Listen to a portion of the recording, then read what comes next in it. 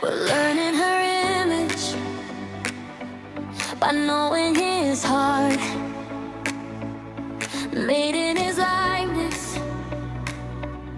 That's where we start. Hey ladies, it is Andrea, and I just wanted to check in with you. We're a little bit into our journey, about halfway in, and we're far enough that you may have start noticing some patterns. And sometimes along with those patterns, we start to see some other things too. I've experienced it, so I just wanted to check in and make sure this isn't the case for you, and if it is, kind of steer us back. So I hope that you're not feeling pressure, you're not feeling pushed, you're not comparing yourself or questioning whether you're doing this all right. Because I know it's happened to me, but that's why I wanted to address it, because I want to pause here for a moment and make sure that's not happening. If at any point this starts to feel heavy or like too much pressure, that's not the sign for you to push harder. It's a sign for you to slow down. Everything we've been talking about so far, like wise counsel, wholeheartedness, justice, diligence, responsibility, these are not things that you need to add to your life.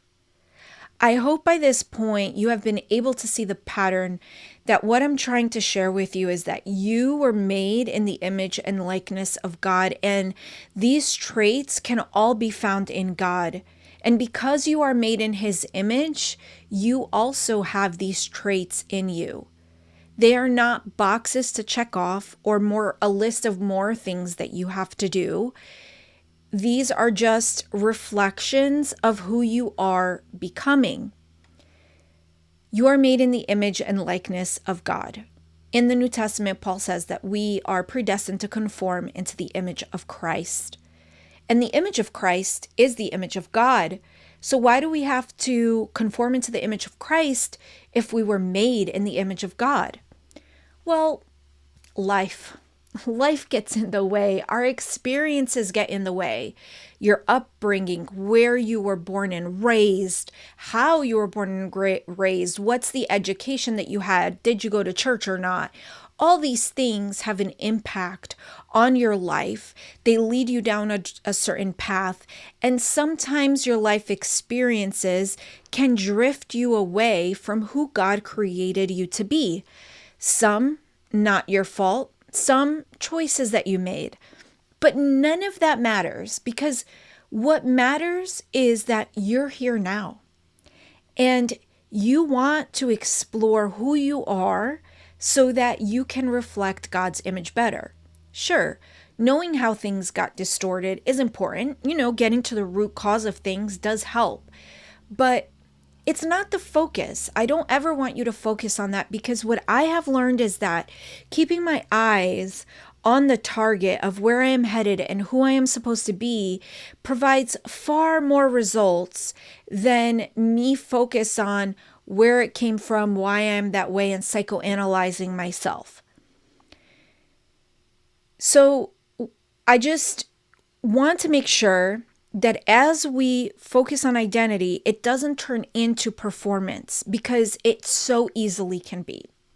Some of these traits that we've talked about, so being excellent or being skillful, we can turn that into, oh, I have to do more of this, or I have to do this better. And yeah, as the end result, that's kind of what winds up happening, but it's not the focus. That's not what this is. This isn't about trying to do better as a wife or a mom or a house, someone who manages the house, or a leader, a friend, a sister, a daughter, a Christian. No, that's not what this is about. This is about learning to see yourself the way God already does and letting everything else flow from that place. Some days of this devotional, it may resonate with you. You get it, you've heard it, you've worked on it. Other days, it may not land as well. You may be like, what's the point? Why is this even here? And that's totally okay. I never seek agreement. I always seek conversation and understanding. Some traits to you may feel freeing and others may feel uncomfortable, sometimes confronting, because I'll be honest, as I wrote this and as I explored the Proverbs 31 woman, I can tell you that I was convicted. I was confronted. And that's okay. It didn't mean I was doing anything wrong. It sure doesn't mean you're doing anything wrong. It just means that God is gently drawing us to clean ourselves off so we can reflect the image of God better, so that we can conform into the image of Christ. And sometimes that just simply takes time. And this is where I wanted to introduce you to something that I think is really important long term to help you get the most out of this devotional.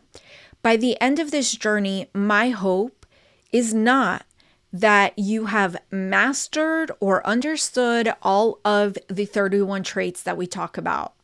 Because to be honest, just thinking about that, it's absolutely exhausting. It's impossible. I'm telling you, that's not what this is about. It's so unrealistic. Instead, my hope is that you walk away with one or two traits that stand out to you, one or two areas where you sense God inviting you to grow, to work on, to heal. We all have more than that. I get that. Trust me when I say that I have so many traits that I'm like, oh, I need to work on that, and I need to work on that, and I need to work on that. You may be the same way. None of us are perfect. We all have things that we can be better on. There's always areas that God is working on in us. God can work more on us, things that we need to do. But I have learned that real transformation doesn't happen by trying to fix everything all at once. As a matter of fact, my experience is that when you try to do everything at once, nothing happens. Results are seen in small steps, in daily habits and faithfulness. That's what shapes who we are, not just what we do. It's far better to become what we're learning than to attempt everything and never really live it. I've talked about in a previous video that I'd rather you read the Sermon on the Mount multiple times throughout the year than read the whole Bible and not really represent God well, because it's not doing much. You're just reading the words on a page. But reading something small like the Sermon on the Mount and looking at how to live it out and becoming that, embodying that, that's life-changing.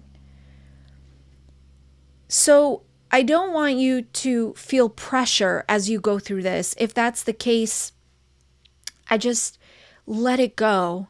That's not the point. Pick up things, note things down. You have the journal right there in your book to think through things. What I would like by the end of the month is for you to have one or two. And in that last session, that's what we're going to talk about. We're going to talk about what are your one or two things that you're going to work on. It's going to be kind of your homework. I do want to bring up, for those who have missed a few days or you feel behind, or maybe the reality is you've been watching the videos, maybe you've been listening to the podcast, but you haven't started the devotional at all. Listen, you belong here. Don't stress out. It's completely okay. You will get to it, okay? This is not about trying to keep up. This is about you doing what is best for you as you uncover and reveal who you are as you're made in the image of God. Presence matters more than participation here. So if you've not been contributing in the community, but you've been following along silently in the background, listen, that's okay. Like, don't feel pressure. That's why when people were asking me about the book club and all that stuff, I said, this is not your typical book club, right? This is different. This is more like a devotional, and you go at your own pace. I don't want to force anyone, because some people, their schedules are fuller than others. And if you've read one or two devotionals a week, hey, that's great. You don't have to read each and every day. Maybe just read one once a week, meditate on it, mull it over, create a plan around it, really meditate on it. This isn't a race. And listen, God is not in a hurry. As we continue on this journey, I just want to invite you to have grace. Grace for yourself, grace for this process, grace for where you are right now, because we are all in different places.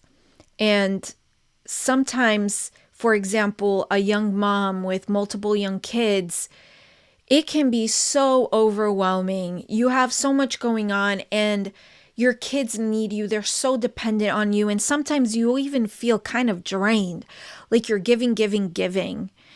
And God knows that. He sees that. He's not sitting there looking at you saying, girl, why don't you write your Bible? Girl, why aren't you praying more? No, what he is doing is inviting you into every single moment of your day.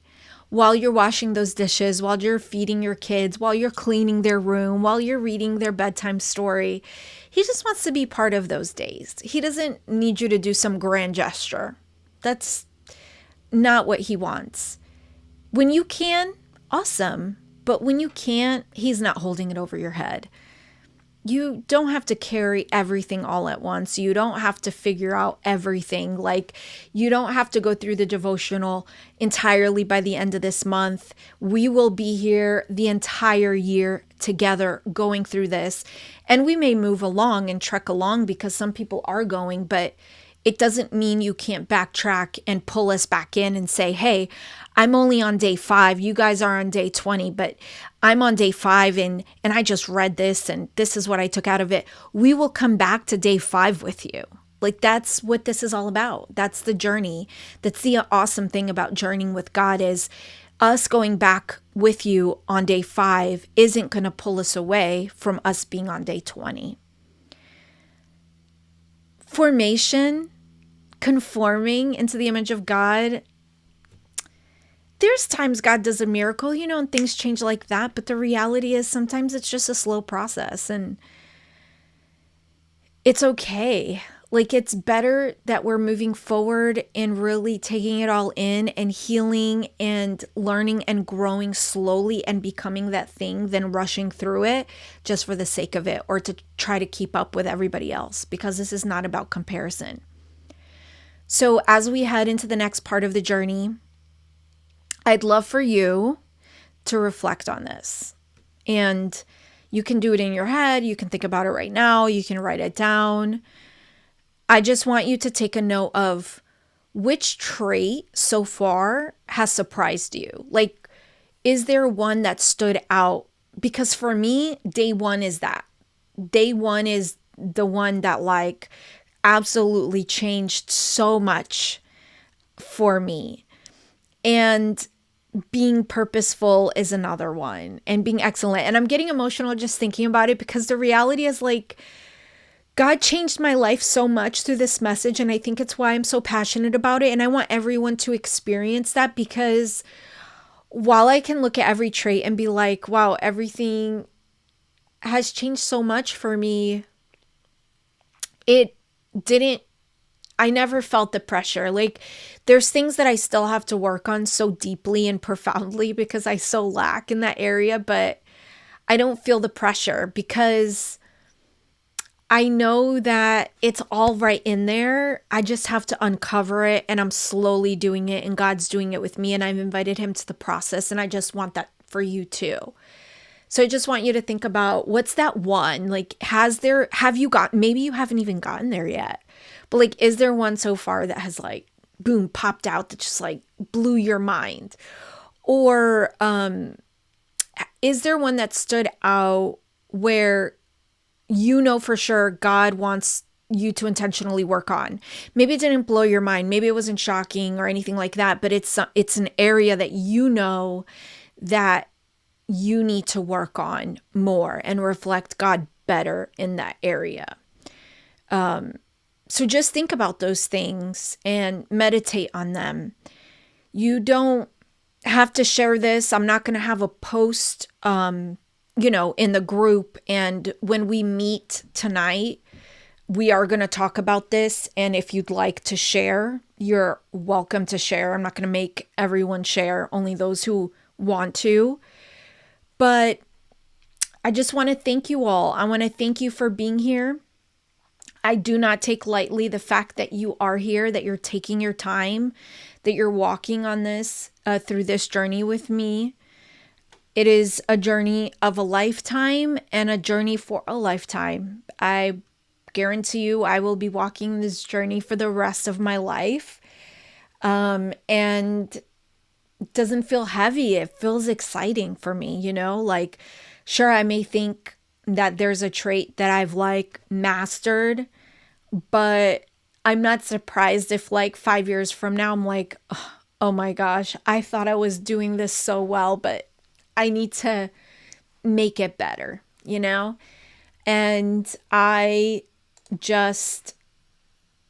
excites me. This whole journey with God excites me. And it makes me so happy to have you guys here with me, walking this out with me, and getting to know you guys, just so that you know, if you have submitted your phone number through ordering the book or signing up for something, I am texting and just trying to get to know you guys better. I had an issue for some reason. I was texting and then my text shut off because I use a special app for it. So I have to figure that out. But I want to get to know you guys better. And I really hope that you can make it tonight. But if you can't, don't worry about it. More than likely next week, we'll meet on Tuesday.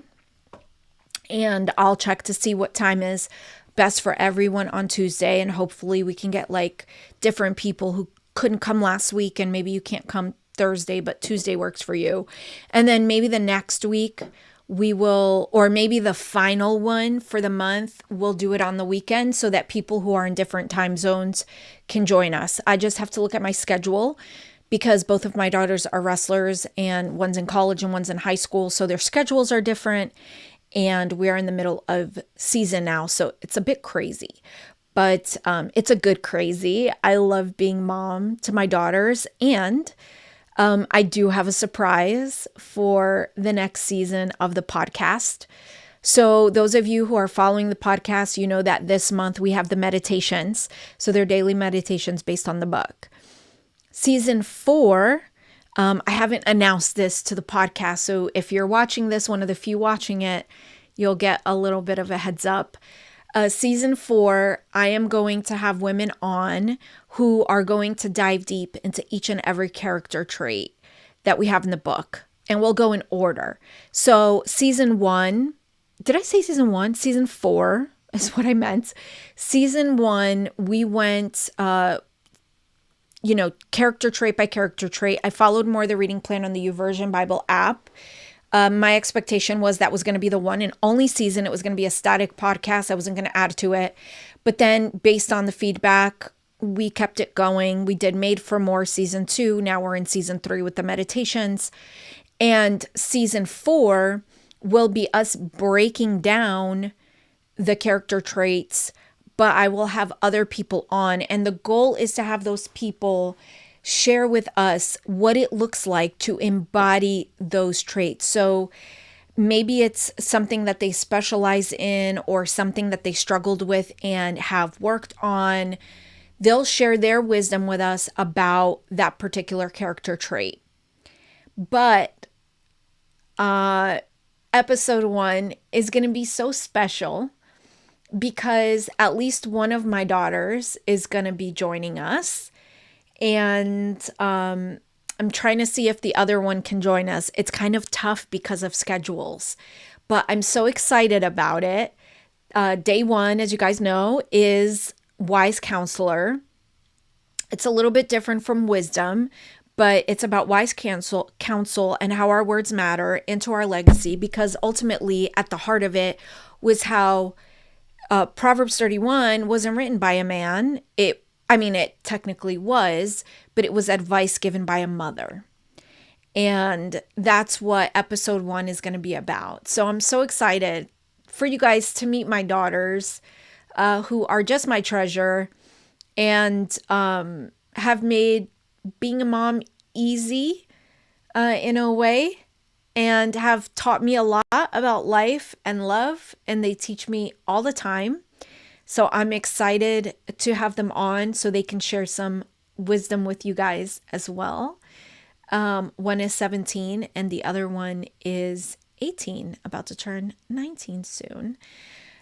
So I'll leave you guys with that. I'm so excited to see some of you tonight. If you're watching this, the link to the Zoom is in today's email in the morning, but I'll also send it out right before the meeting, about maybe an hour or so before the meeting. I'll send out the link. So yeah, that's where you'll find it in this email, and you'll see it tonight as well. But listen, if it gets to nighttime and you're like, oh my gosh, where is it? I don't know where it is. Just send me a Facebook message, or if I've texted you, you can text me and I'll send the link over to you. So that's it, guys. I've kept you long enough, just rambling on and on. I hope that this has helped you. If you have felt pressure or comparison, just let it go, because that's not what the point of this all is. So I will talk to you ladies later. Love you all so much. Mwah. We're learning her image by knowing his heart, made in his likeness. That's where we start. Who we are matters more than what we do. Becoming his image is shaping what's true. I am made in his image. I am made in his image.